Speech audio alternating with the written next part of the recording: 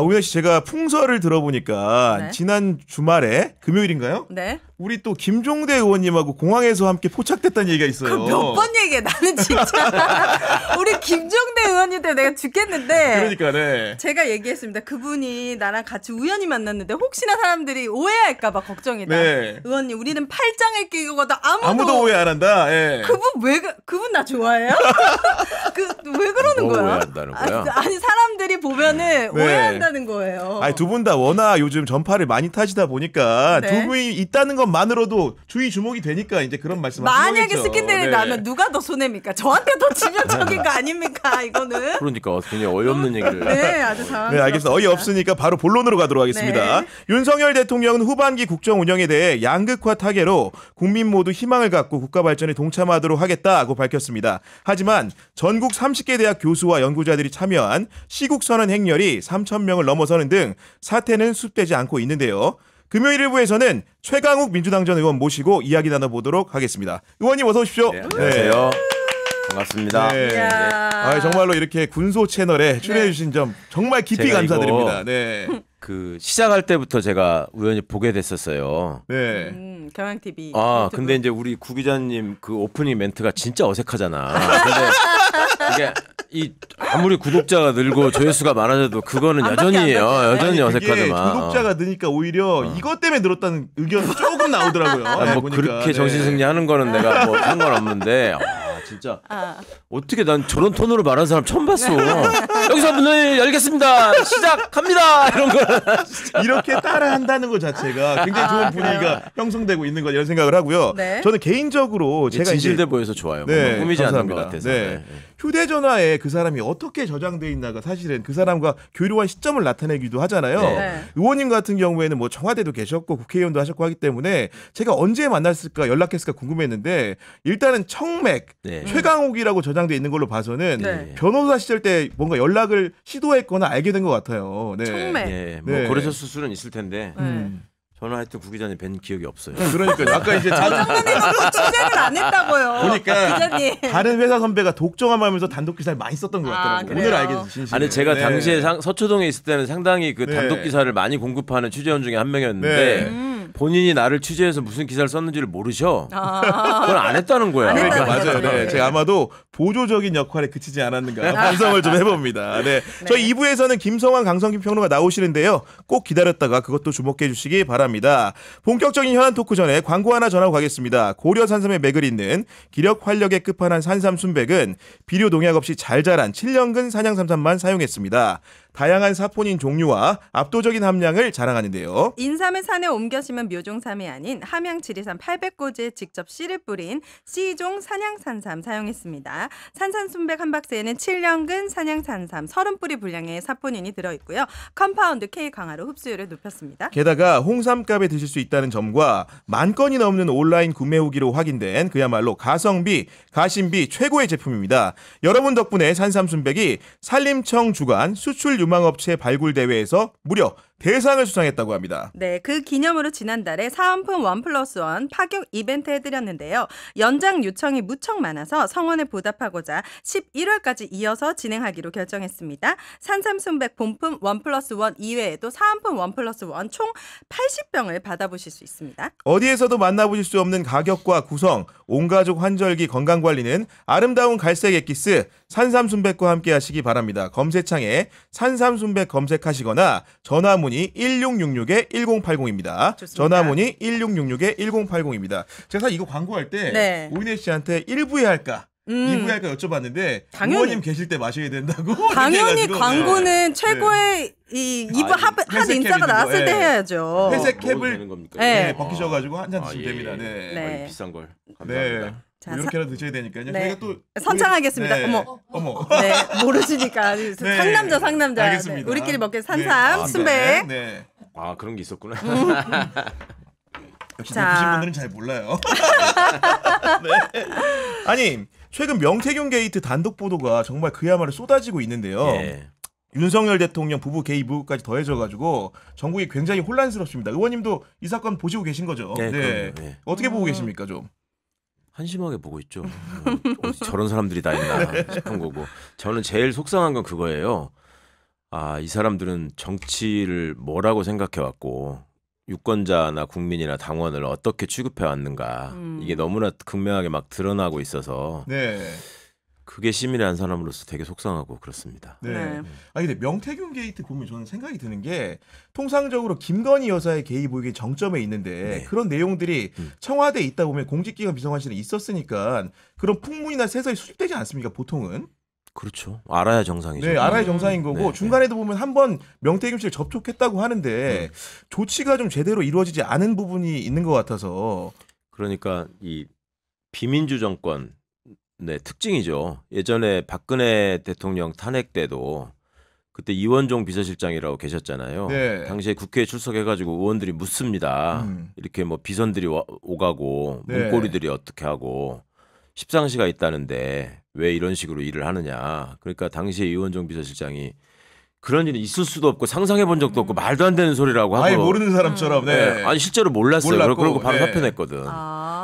정말 그 처자식한테 창피해서 내가 못 있겠다라고 사표를 냈었어요. 그때는. 근데 지금은 그때나 지금이나 비서실장이 허수아비인 건 똑같은 것 같아요. 잘 모르고 일개 행정관이 비서실장한테 지가 뭘 한다고 뭐 이렇게 얘기해버리잖아요. 그런데 비서실장이 보이는 태도는 지난번 박근혜 정부의 비서실장보다도 훨씬 못한. 그리고 그러니까 자당 사람들도 간신이라고 그냥 지목해서 얘기를 하지 않습니까? 네. 그런데도 멀쩡하게 자리를 지키려고 하는 모습을 보면 여러 군데에서 드러났지만 이 사람들은 대통령에 대한 어떤 충성심이나 기대나 또 나라를 위한 사명감을 일하는 분들은 아니다. 거기 모여가지고 서로 누가 더 많이 챙기나 그리고 이 자리를 이용해가지고 다음 단계로 뭘 얻을 수 있나 네. 그런 걸로 하루하루 벌거벗은 임금님을 이용하면서 살아가는 그냥 동물의 왕국의 구성원들이 거기 모여서 산다.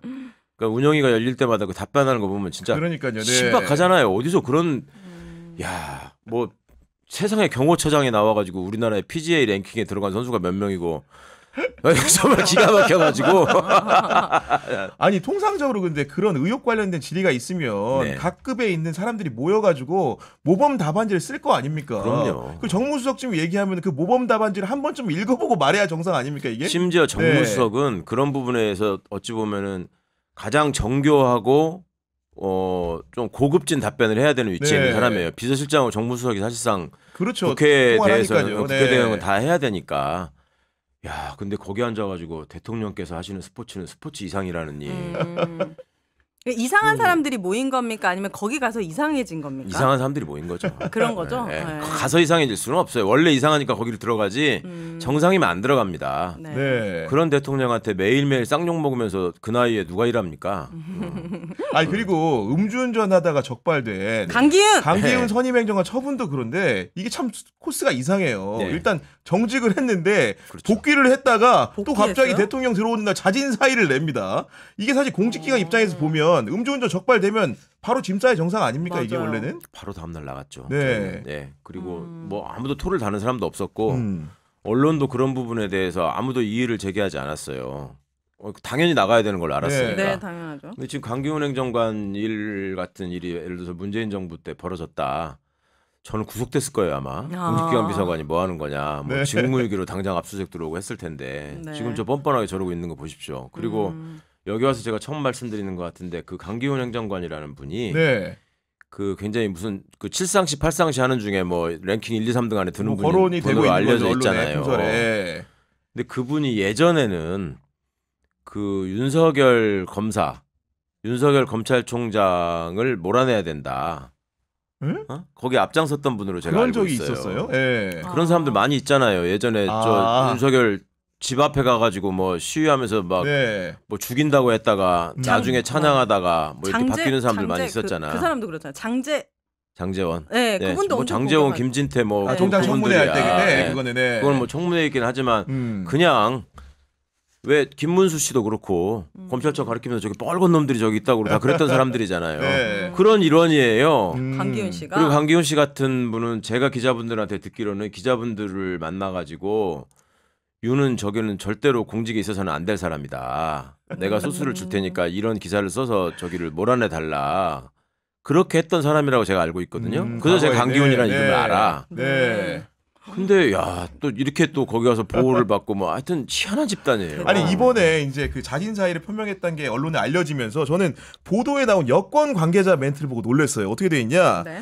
강기훈 선임 행정관도 외부 공세에 대통령의 인사권이 계속 휘둘릴 수 있다는 우려로 거취를 고민했지만 결국 대통령의 부담을 덜기 위해 결단을 내린 것으로 저 이걸 듣고 아니 엄청난 결단을. 음주운전에서 너 나가는 건데 그러니까. 무슨 결단을 해? 이 생각이 들었거든요. 음주운전도요. 문재인 정부 때 제가 적발해서 내보낸 음주운전 한 사람들은 네. 대리 기사님을 기다리다가 늦어지고 안 오시니까 그 앞에서 잠깐 이렇게 보이는 쪽으로 나가다가 걸리나 네. 뭐 이런 사람들이었어요. 이거는 뭐 5km를 질주했다는 거 아니에요. 주행을 했다는 거죠. 야, 네. 그런데도 이렇게 하는 거는 그리고 맨 처음에 이 정부가 민정수석실을 없앤다고 하지 않았습니까? 네. 근데 그때 이제 많은 분들이 자기가 검찰을 직할하기 위해서 저걸 없애는 거다라는 식으로 많이 언론이 분석을 하셨었어요. 네. 저는 그때 그런 면도 있겠지만 이거는 더 중요한 이유가 있다. 그러니까 자기 친인척들이 자유롭게 활개치게 하기 위해서 없애는 거다라고 제가 말씀드렸었습니다. 민정의 기능이라는 게 친인척 관리 기능이 포함되어 있기 때문에 굉장히 중요한 기능입니다. 네, 그게. 그런 그리고 기능들 민정이 민정수석실이 검찰 업무를 관장하고 거기 관여하는 거는 해서는 안 될 일이고. 네. 근데 완전히 거꾸로 언론을 분석해서 해석을 하고 물론 거꾸로 사는 사람이니까 뭐 그러실 수 있겠지만 그 함이라고 하는 거는 그리고 실제로 뒤에서 벌어지는 일들이나 이런 것들을 보면 그 친인척들이 벌이고 있는 여러 가지 일들 그리고 소문들이 무성하게 많지 않습니까? 그 처갓집이 대단한 처갓집 아니에요. 자기 집도 물론이지만. 근데 그런 거에 대해서 아무런 그 제어가 안 되잖아요. 네. 그러니까 구 기자님 같은 분이 이게 지금 있을 수 있는 일이냐고 하신 건데 그 사람들이 만든 시스템에서는 예정돼 있었던 일이죠. 그렇게 하자고 한 거죠. 네. 그러니까 제가 지금 드리고 싶은 말씀 뭐냐면 기본적으로 대통령 참모라고 하면 뭔가 국민을 보고 이제 대화를 해야 되는데 네네. 이 말들이 다 대통령을 바라보는 시각 관점이라는 거예요. 그러니까 그렇죠. 홍철호 정무수석 같은 경우에도 그렇죠. 네, 네. 부산일보 기자에 대해 가지고 질문에 대해서 무례하다고 말하는 게 예. 누구한테 무례하냐? 대통령한테 무례하다는 얘기잖아요. 그렇죠. 네. 국회에 나와서 하는 태도도 보면은 마찬가지예요. 이 사람들은 국회에 국민의 대표 앞에 정부에서 어떤 업무를 책임지는 사람으로서 책임 있는 답변을 하겠다는 자세로 나오는 게 아니라 마치 하는 걸 보면 민주당 의원총회에 불려와가지고 무슨 억울하게 당하는 사람인 것 같은 식의 답변을 해. 네. 그러니까 국회하고 민주당을 구분을 못하는 것 같아요. 그리고 다수당이 가지고 있는 의미나 국회 의사결정이나 이런 것들에 대해서 네. 그러니까 여러 가지로 정말 민주정부라고 할 수가 없어요. 그렇기 정말로. 때문에 이렇게 되게 지금 국민들의 지지라든지 이런 것들이 이렇게 지지율도 내려가 있는데 대통령실 주변에 있는 사람들이 제대로 이제 직언을 하지 않으니까 그러니까, 네. 계속 대통령실에서도 더 긁어 부스럼 만드는 그렇죠. 대변 그런 그 말만 직언을 할 나오는 수가 거죠. 없게 돼 있죠. 애초에 이제 그거를 들어야지 직언이고 말고 하는 게 무슨 의미가 있는 건데 네. 듣지를 않고 이제 직언에도 못 미치는 얘기를 그냥 팩트만 체크하는 거를 물어봐도 화내고 네. 그다음에 자기가 얘기한 대로 또 외부에 가서 설명을 하고 나서 그게 문제가 되면은 이번 기자회견 때도 그랬잖아. 난 그렇게 얘기 안 했는데 비서실이 잘못 알아듣고 뭐 한 거다. 이런 식으로 발뺌하지 않습니까? 네. 그러니까 그런 사람을 위에다가 두고 일하는 사람들은 그렇게 될 수밖에 없는 거죠. 네. 그러니까 그 단적인 예가 그 군인들 앞에 가면은 부대열중시 하라는 거 몇 번을 틀립니까 그거를? 그거는 직언을 해서 바꿀 일은 아니거든요. 자기가 네. 고쳐야 될 일이지. 네. 근데 무슨 말을 해도 안 듣는 거고 어떤 게 뭐가 필요하다고 얘기를 해도 안 본다는 거거든요. 그냥 먹는 거에만 진심인 거죠. 아니 그리고 이게 어느 사회나 조직이든 간에 저는 네. 개인적으로 라인이 따라다니잖아요. 누구 라인이다 이렇게 따라다니는데 뭐 그런 얘기 있을 수 있는데 그 사후 조치를 어떻게 하느냐의 문제인 거고 예. 더군다나 지금까지 청와대나 대통령실에서 영부인 라인이라는 키워드는 사실은 전 못 본 것 같거든요. 근데 그런 라인이 등장하면 통상적으로 민정이 없더라도 공직기강 이런 데서 최소한 인사자료 검토 이런 거 원래 해야 되는 거 아닙니까 원래는? 당연히 해야 되는 거죠. 네. 근데 인사검증이 공직기강 비서관의 가장 중요한 업무이자 그렇죠. 네. 기능 중에 하나인데 저기서 공직기강 비서관이 검증하는 기준은 딱 하나인 거 두 가지 정도 되겠구나. 첫 번째 윤김 부부에 대해서 얼마나 물불을 안 가리고 충성하느냐. 충성심. 두 번째 얼마나 무능하고 거짓말을 잘하느냐. 그거 아니면 있을 수 없는 사람들이 지금 가 있다고밖에. 원래는 이제 새로운 사람이 들어온다거나 뭐 어떻게 할 때는 그 공직기관에서 어떤 정도까지 검증을 합니까 보통은? 예를 들면 이 사람이 누구 추천이다 이런 것도 알게 돼 있습니까 보통은? 당연하죠. 네. 그걸 그런 체크하는 거죠. 게 굉장히 중요하죠. 네. 왜 이 사람이 지금 이 자리에 거론되고 있는가부터 시작을 하는 거죠. 검증이라는 건. 아니 그렇다고 한다면은 그 여당에서도 김건희 라인이 있다고 하니까 그런 부분들 당연히 확인하고 뭔가 있으면 출처를 따져봐야 되는 게 선일 것 같은데요. 문제 있으면 가져와 봐라 이러잖아요 지금은. 네. 그런 말을 못 한다니까요. 아니, 예전에 그 디올백 사건 터졌을 때 그 윤핵관의 핵심이라고 하는 이철규 씨가 뭐라 그랬어요. 네. 그 대통령 기록물이라고 화낸 사람이야. 그거 돌려주면은 국고 손실이 되는 거라고. 그런 사람들이 지금 여당의 지도부인데 네. 뭘 더 기대할 수가 있을까요? 그리고 세계 역사상 아까도 말씀하셨지만 그 부인 라인이라고 언급되는 거는 고려 쪽에도 없었던 것 같아. 그러니까 그렇잖아요. 외척 뭐 이런 거는 있었지. 외척 세력은 있었죠. 그러니까 민비가 뭐 대원군하고 권력 다툼을 하면서 뭐 실세는 어쩌네 할 때도 민비 라인이라는 건 없었어요. 그러네요. 민씨 집안에서 했던 게 있었지. 네. 그럼 우리가 알고 있는 일반적인 그런 프로토콜은 다 사라진 거 아닙니까? 행정도 그렇고 외교도 그렇고 뭐 네, 이런 그건 거 없어졌다고 다 봐야 돼요. 의전도 그렇고. 이거는 정부가 지켜야 되는 어떤 선이나 금도라는 게 없는 것 같아요. 네. 네. 더군다나 또 이제 어제 이제 중요한 결심 공판이 하나 있었는데 그 박정훈 대령이 군사법원에서 군검찰이 예, 예. 징역 3년을 구형했습니다. 예, 예. 군 법무관 근무하셨죠? 예, 저 예. 궁금한 게 이게 그 군 검사가 나와서 이제 공소유지를 할 거잖아요. 그러면 징역 3년이나 숫자를 정할 때는 의사결정 프로토콜이 어떻게 되는 겁니까 이게? 그 지금 아마 현재의 국방부 검찰단의 구조라면 네. 그 검사는 아마 지시하는 대로 움직이는 마리오네트일 거고 그 검찰 단장에다 정해서 할 겁니다. 육사 출신의 검찰 윗사람이 단장. 예. 그러니까 왜냐하면 이게 아무래도 법정 최고형인 징역 3년을 구형했기 때문에 그런 뒷말이 좀 나오는 것 같아요. 도대체 이 숫자를 누가 정하는 거냐? 예. 결국 정부의 뜻이라고 봐야겠죠 이거는. 군 수뇌부가 네. 함께 정하는 거예요. 그걸. 네. 그리고 그걸 그렇게 볼 수밖에 없는 게 애초에 박정훈 대령 구속영장 신청했다가 기각됐잖아요. 맞아요. 네. 그때 영장 기재 범죄 사실이 너무 황당한 얘기가 많고 허위 사실도 많고 이래가지고 네. 그 담당 검사가 공수처에 가서 조사받았습니다. 허위 공문서 작성으로. 예. 그러면서 허위로, 뭐라고 네. 했어요? 이거 내가 쓴 거 아니라 그랬다고요. 자기가 서명해놓고 네. 그런 조직이에요. 그리고 아. 내부적으로 제가 그러면 누가 썼길래 쟤는 그렇게 말하고 온 거냐. 네. 그랬더니 거기에 이렇게 육사 중심의 카르텔이 있다는 거예요. 걔들이 다 쓰고 그 안에, 예. 얘는 뭐 휴가 갔다가 불려갖고 서명만 했다 그러던가 뭐 그러더라고. 아니 어제도 보면 이 군검찰이 밝힌 그 말 그대로 징역 3년 구형의 네. 이유를 보면은 피고인은 현재까지 범행 일체를 부인하며 사실과 다른 주장을 하고 있다 이렇게 얘기하면서 네. 이는 군 지휘 체계와 군 전체 기강에 큰 악영향을 끼쳐서 엄벌의 필요성이 있다. 그리고 그대로 반사를 시켜야 되는 거죠. 아, 지금 네. 군검찰은 저 윤석열 소위 윤석열 경로 사건 이후에 벌어진 일련의 불법 행위 과정의 네. 공범이에요. 그 기록 탈취 문제도 그렇고 사건 그 왜곡하는 문제도 그렇고 이종섭, 윤석열, 무슨 임기훈 뭐 또 누굽니까 임성근, 네, 임성, 뭐 김계완. 해병대 사령관 또 누구야 김계완, 김계환. 네. 뭐 박진희, 뭐 그거 다 공범들이야. 근데 거기서 무슨 검찰이 그러니까 이 사람들이 군 전체 기강에 큰 악영향을 주고 있잖아요. 그렇죠. 네. 저는 궁금한 게 판결이 내년 1월인데 보통 이렇게 구형하고 두세 달이 걸립니까? 판결까지 기간이?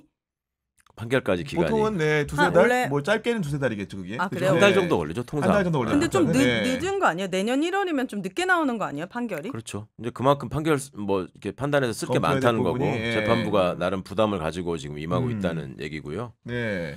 저는 무죄가 날 가능성이 굉장히 높다고 봅니다. 아 이게 뒤집어질 수도 있는 거예요? 3년 구형했음에도 네, 불구하고. 그건 이제 검사의 의견일 뿐이니까 네. 네. 그간의 재판 진행 과정이나 이런 것들 또 변호인들의 얘기도 전에 듣고 하는 걸 좀 종합해 보면 네. 이거를 구형대로 뭐 실형을 선고해가지고 네. 박정훈 대령을 구속시키는 게 목표일 텐데 네. 쉽지 않아 보입니다. 그건. 그리고 여기서 전 특이점이 그러니까 그 말 그대로 박정훈 대령의 이제 결심 공판을 앞두고 네. 그래서 주요 사건의 이제 피의자였고 지금 대구지검의 수사 선상에 올라 있는 임성근 전 사단장이 유죄 탄원서를 냈다 그러더라고요. 네네. 그러면서 그 굉장히 많이 내용을 써서 냈다 네, 그러죠. 그리고 한국일보 보도에 따르면은 요지가 나를 희생양 삼으려고 했다 이런 주장이라는데 물론 이해는 갑니다. 사건이 연결돼 있어. 여기가 무죄가 나면 본인이 유죄 확률이 높아지겠죠. 이런 상황인데 너무 이례적이어가지고요. 이 상황들이.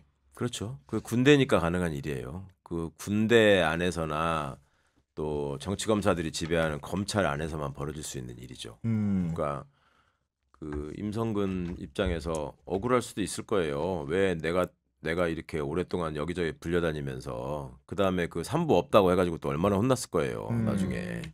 근데 결국 자기도 무슨 특별히 뭐 자기가 저 김건희 라인 이어가지고 바로 다이렉트로 명태균 씨처럼 연락해가지고 뭐 이은혜 평생 잊지 않겠습니다. 뭐 이런 얘기를 한 것도 아닌데 네. 자기가 왜 이렇게 돼야 되나. 이제 온 국민이 다 알잖아 임성근을. 네. 그렇죠. 다 알게 됐죠. 맞아. 예, 그 전에도 유명한 판사 임성근이 있었는데 그보다 훨씬 유명해졌어요 지금. 그러니까 이제 그런 개인적인 상황은 이해하나 네. 왜 그렇게 소위 자기 최면에 빠져가지고 그런 수백 페이지의 글을 써서 낼 정도가 되느냐. 그거는 그 안에서 그 사람들의 인식은 자기들이 정말로 지배자라고 생각하거든요. 그러니까 무슨 짓을 해도 그걸 교정해 줄 수 있는 사람이 없는 거예요 주변에. 그 윤이 지금 있는 그 상황과 거의 비슷하다고 보시면 네. 될 것 같아요. 그런 게 먹히나요? 그런 유죄 탄원서 같은 거를 막 내면은 그게 좀 정상 참작이 됩니까?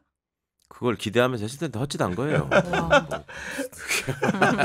판결에. 네. 네. 아니 근데 명태균 게이트 수사나 어쨌든 간에 언론 보도가 쏟아지다 보니까 네. 뭔가 이제 전국 분위기를 좀 다르게 좀 바꿔보겠다 이런 흐름도 있는 것 같고 실제로 보니까 그렇죠.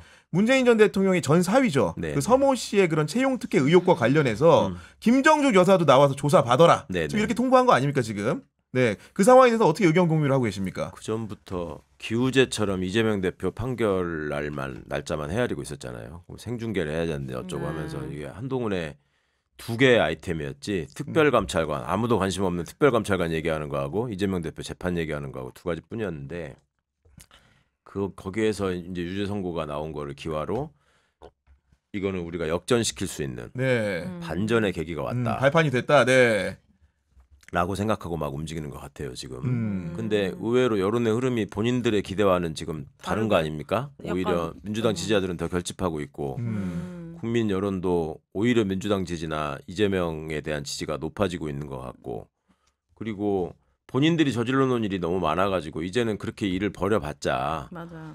야 저 사람들을 그래 그렇게 한다는 거 그래 뭐 죄가 있으니까 검찰이 수사한다고 쳐. 근데 윤석열 김건희는 왜 안 하는 거야? 공평성의 문제. 네. 그렇죠. 아니 그 저기는 더 훨씬 많이 한 것 같은데 왜 저기는 매번 그냥 넘어가고 여기는 온갖 거 찾아가지고 이러는 거야. 저는 다른 것들 여러 가지 진짜 이상한 짓 많이 했지만 문다혜 씨하고 합의한 택시기사 분을 괴롭히는 것 정도를 넘어서서 네, 병원에 그 진단서를 이제 발급해준 병원을 압수수색했다는 걸 보면서 결론적으로 야, 그거 이거는 송치 못한 거죠. 못했죠. 예, 그런 결론적으로는. 네. 이거는 진짜 그거는 예전에 군사독재 시절에도 그렇게 못했던 일이에요. 네. 아유, 와. 진짜 너무 억지스럽고 정말. 이제 국민들도 피로감이 높죠, 솔직히 지금. 아니 그리고 여기 또 하나 포인트가 국민들은 피로감이 높은데 네. 언론들은 피로감이 좀 안 높은 것 같아요.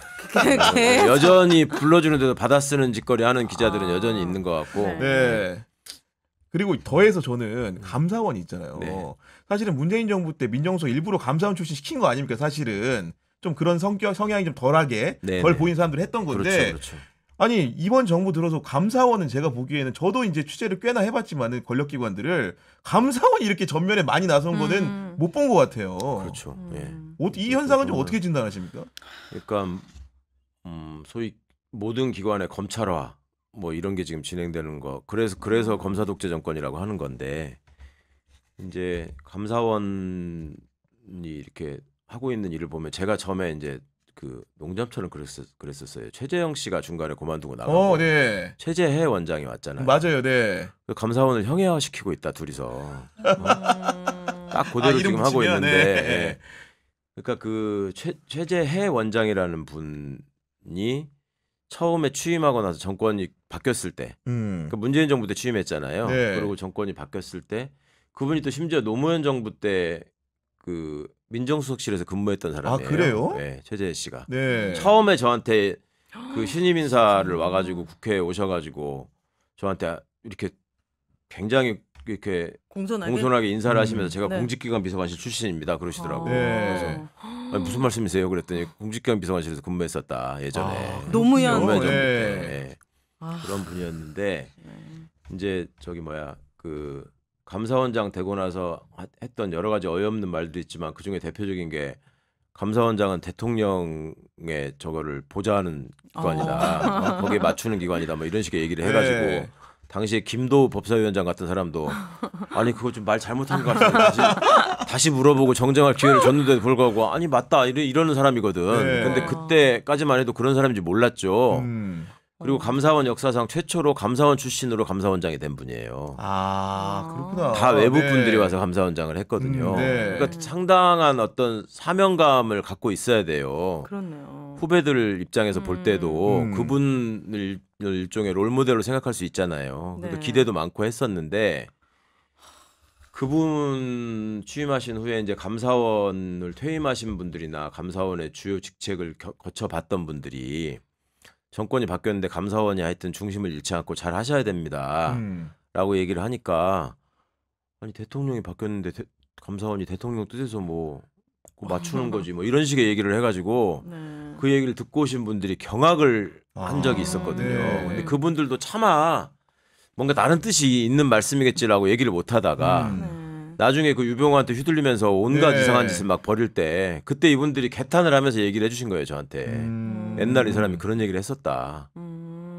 근데 되게 아이러니컬하네. 보통 나이를 먹고 사람이 그래도 조금 여유가 생기고 한덕수 총리도 그렇잖아요. 돈도 많고 이러면은 부끄러운지 염치 없는지 잘 안 하기 마련인데 그렇죠. 네, 네. 어떻게 이렇게 거꾸로 가는 거예요? 이 사람들은 참 가질 거 다 신기하죠. 가지고 네. 그렇게 부끄러운 네. 점으로 그런 얘기를 국민들 그러니까 앞에. 총리 한 번 하고 두 번째 하는 사람이 두 번 했다고 해서 다음에 대통령 될 것도 아니거든요. 그렇죠. 그러면은 명예롭게 뭔가 그쵸. 그 공직 생활을 정리할 생각을 해야 되는데 네. 그러니까요. 그다음에 감사원장 마치고서 대통령 한다는 것도 택도 없는 소리거든. 무슨 대통령 꿈도 마세요 그 진짜. 뭐를 도대체 기대하고 저러는 건지를 그러니까요. 알 수 없는. 네. 그러니까 이제 그거는 그 예전에 침팬지 팔라티스 같은 것도 보면은 그 아부라는 게 유전자에 새겨진 본능이라는 거거든. 그러니까 이제 그 동물적 본능을 어떻게 제어하지 못한다. 네. 그렇게밖에 저는 안 보입니다. 아니 왜냐면 감사원에서 이제 그 윤석열 정부 들어서 했던 감사들의 일별을 좀 해보면은 네. 서해 공무원 피격 사건 있죠. 네. 월성 원전 감사 있었잖아요. 네네. 또 그다음에 그 경제부처 관련된 소주성 관련된 통계 관련된 문제 있었죠. 이번에 또 이제 사드 관련해 가지고 또 한다는데 수사위를 한 거죠 해서 네. 이렇게 됐는데 아까 형평의 문제 얘기했는데 대통령실 이전 관련된 감사 청구를 오래 했고 시민단체가 빨리 결론 내달라고 했는데 네. 본질로 이전 비용에 대한 문제는 다투지도 않고 실제로 안에 있던 문제들도 소극적으로 밝혀서 지금 정치 감사라는 평가를 듣는 거 아닙니까 이게. 네. 죄다 전 정부에 대해서만 당연히 하고 있네요. 들어야 되고 죄다 그 일방적인 감사 이런 것만 벌이고 있고 그 다음에 몰래 한 일이 아니고 공개돼서 이미 다 과거에 보도됐던 사안에 대해서 지금 네. 뒤집기를 하고 있다는 지금 특징이 사드 있어요. 같은 경우에 대부분 보도에 다 나온 보도에 내용을 나왔던 그러니까 얘기예요. 네. 공개했던 얘기고. 뭐 새로운 감사 내용이라기보다는. 네네. 근데 결국은 이렇게 임기 반환점에도 계속 감사원이 이렇게 새로운 그 일자리 뭐 일거리를 창출한다고 해야 되나 이런 상황이 되고 있는데 이런 것들을 뭐 어떻게 좀 제어할 수 있는 방법이 없다고 보시나요? 어떤가요? 그러니까 그게 슬픈 거죠. 이제 민주정부에서 이런 일을 벌였으면 일단 언론이 절대 가만히 있지 않았을 거예요. 근데 지금 이런 일들을 무시로 벌이고 있는데 과연 언론이 예전에 보였던 그런 적대적인 태도와 그런 열정적인 자세로 지금 보도와 취재에 임하고 있느냐. 솔직히 말하면 아닙니다. 아니죠. 예, 이럴 수가 없어요. 정말. 그리고 과거에 자기들이 취재해서 다 보도하고 알렸던 문제예요. 근데 그런 거에 대해서도 별다른 얘기가 없이 그냥 던져주는 보도자료 여전히 또 보도하고 있어요. 네. 네. 그러면 그런 상황에서 자기들만의 가상현실에다가 동물의 왕국을 꾸며놓고 거기서 즐겁게 사는 사람들의 입장에서 거기에 빙의해서 생각을 해보면 태도를 바꿔야 될 이유가 없는 거예요. 그리고 그대로 가기 워낙 때문에. 막무가내로 무도하게 막 그냥 행패를 부리듯이 거짓말 해버리고 막 이러니까 그 일종의 그 보신이 중요한 공무원들의 입장에서는 네. 마음속으로는 저거 진짜 상종하지 못할 권력 집단이다라고 생각은 하지만 네. 그 앞에서 이제 비굴해질 수밖에 없는 거야. 당장 내 목숨 부지하는 게 중요하고 그리고 무슨 해코지를 할지 모르잖아요. 실제로 그걸 보여주잖아. 지네 편인 사람들은 어떻게 감싸고 아닌 사람한테는 얼마나 잔인하게 하는지를 보잖아요. 그러니까 그렇다고 해서 그 사람들이 뭐 누구처럼 집에 가가지고 뭐 식구들 아이디 가지고 뭐 당원 게시판에 뭘 쓸 수 있는 그럴 시간도 없을 거고. 그래도 공무원들 사이에서는 최근에 국가인권위원회 한 분이 네네. 또 목숨을 달리하셨잖아요. 권익위원회. 네, 권익위원회 죄송합니다. 제대로 얘기하세요. 큰일 납니다 이거. 네. 권익위원회. 네. 그러면 정말 문제가 많다는 거 자기네들끼리도 알죠. 알고 있고 네. 이렇게 되게 참담한 사건이 일어났으면 지금쯤에는 좀 네. 이제 뭐라고 하죠? 내부의 목소리, 네. 균열, 뭐 내부 고발자들 이런 사람들이 조금 생겨야지 정상 아닙니까? 그렇죠. 그래야 정상인데 여전히 그러니까 이 사정기관을 동원한 어떤 협박 이런 것들이 압박 이런 게 충분히 가해질 수 있고 가능한 정부다라는 생각들이 있는 것 같아요. 그러니까 상당 부분이 이제 국정감사 기간 동안에 좀 나오긴 했죠. 맞아요. 예. 근데 이제 국민들이 생각하는 만큼의 뭐가 나오진 않는데 내부적으로 이제 공무원들 얘기를 들어보면 분위기가 많이 기록은 다르죠. 엄청 많이 네. 해놓고 있다는 거예요. 기록은 많다. 네. 기록은 엄청 네. 많이 해놓고 있고 이 정부의 담당자들이 공무원들을 진짜로 노예 취급을 하기 때문에 대놓고 무시하고 그러니까 대표적인 예가 그런 거거든요. 그 총선 때 세종시에서 네. 그 난데없이 김종민 의원이 어부지로 당선이 됐지 않습니까? 그러니까 그러고 민주당 나서 후보가 없었음에도 불구하고 예, 예. 그러고 나서 윤이 경로를 했다는 거예요. 그러면서 그 다음 날 바로 지시한 게 세종시 공무원들 출근 체크하는 거였어요. 그러니까 그런 수준의 권력을 상대로 굉장히 사실은 조심할 수밖에 없고 공무원들이 네. 뭐 취재해 보셔서 아시겠지만 지극히 소심하고 보신적인 건 그럼요. 맞잖아요. 네, 맞죠. 그럼요. 네. 그럴 수밖에 없는 측면이 있고. 네. 그러니까 이제 이렇게 막 무도하고 잔인하게 막 나대는 사람한테는 찍소리 못 하고 얘기 다 들어주고 토론회 상대로서 존중해주는 사람들 있으면 돌아서 가지고 막 이상한 짓 하고 슬프기도 하죠, 사실은. 그러니까 결국은 대통령실도 이제 이번에 인적 개편을 하면서 뭔가 바꾸겠다고는 하던데 실제로 공무원들이 지금 공직사회 분위기가 대통령실 파견 가는 거를 환영하지 않고 심지어 여당 수석 전문위원도 공석인 자리가 있다는 거 아닙니까 이게. 그건 사실이죠. 네. 다들 안 가려고 한다는 거예요. 아, 근데 그런 지표들이 사실 근데 무서운 거 아닙니까 지금? 안 무섭죠. 끼리끼리 해먹는데 뭐 그게 뭐 무서울 게 뭐 있습니까? 그리고 자기들이 볼 때는 네. 그 서울에 보면서 황정민 씨가 전두환역으로 분해가지고 그 화장실에서 외쳐주셨던 거 있죠. 그래, 네 아가리에다 떡고물을 내가 가득가득 쳐 넣어줄게. 그러면 다 따라오게 돼 있어. 그런 마인드를 가지고 자리에 있는 거고 거기서 또 떡고물을 얻어먹으려고 거기에 있는 사람들이 꽉 차 있으니까. 굳이 직업 공무원들 안 와도 떡고물 주워 먹으러 오는 사람들 또 찾으면 또 있어. 뭐 이렇게 생각하겠죠. 어차피 줄 서 있으니까 네, 올 어차피 사람은 있으니까. 있다. 네. 아니 우리 장해찬 씨랑 또 저기 자리 줘야 될 거 아니에요. 열심히 이렇게. 그러니까 나라의 하고 행정이 있는데. 이렇게 엉망진창으로 가고 나라가 이렇게 붕괴되는 느낌 아닙니까? 어디 하나 성한 게 없잖아요. 외교, 안보, 그렇죠. 경제, 의료 다 망가지고 있잖아요. 네. 아. 그것도 그렇고 이제 전 정치 얘기도 좀 잠깐 해봤으면 좋겠는데 그 저 민주당 국회의원을 하셨지만 네네. 또 청와대 민정수석실엔 조국 대표랑 또 이제 함께 한솥밥을 먹었기 때문에 어쩌면 양당 다 뭐 가까운 사람들이 많으시겠죠. 예. 특히 조국 대표 같은 경우에 또 이제 청와대 인연이 있다 보니까 예. 뭐 정치적으로 뭐 조언도 하고 그러십니까 평소에? 정치적 조언이라고 할 거는 뭐 그다지 어차피 생각이 일치하는 부분이 많고 뭐 때문에 지금 국회에 들어가는지를 아니까 네. 거의 비슷한 상황에서 지금 국회의원이 된 거잖아요. 네.